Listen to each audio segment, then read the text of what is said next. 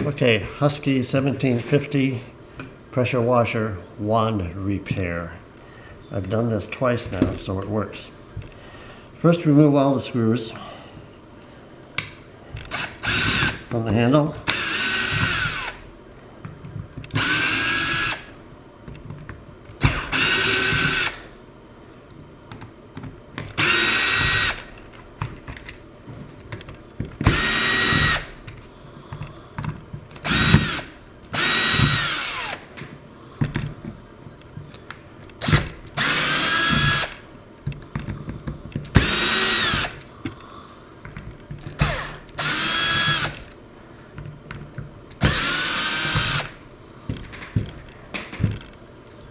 Now pry the washer apart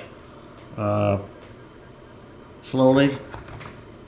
Springs may pop, but I'll show you where they go.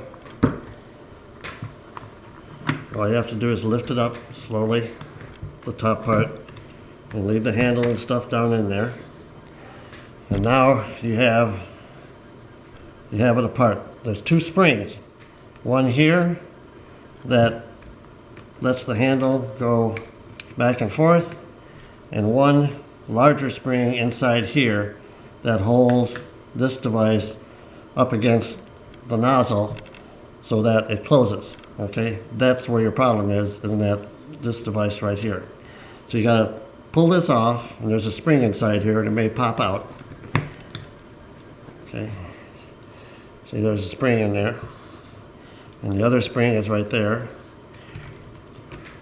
Remove this nylon bushing here, okay, and you'll see that there are 3 O-rings on here. 1, 2, 3.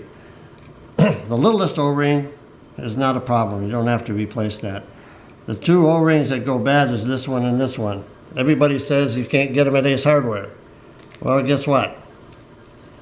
Get yourself 2 number 6 O-rings, just like this. Stock number 35723B. Get 2 of them, replace these 2 O-rings right there. Put a little bit of petroleum jelly on it so that they slide in and out real nice. Replace the device like this. Push that back in there. Make sure that the end is seated down. And then put this adapter in, push down hard.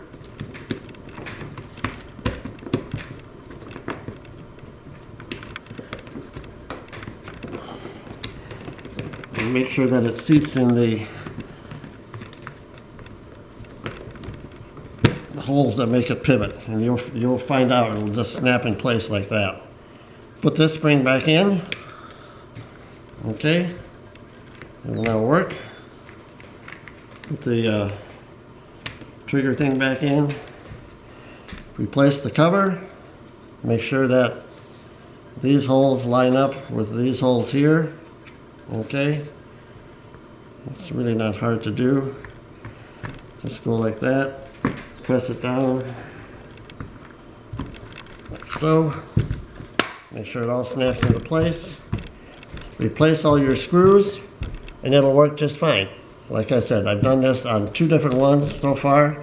This is the newer model that I bought when the old one broke, and I didn't think I could replace it. And then this one, the water leaked on it the same way after a couple of years. So that's it.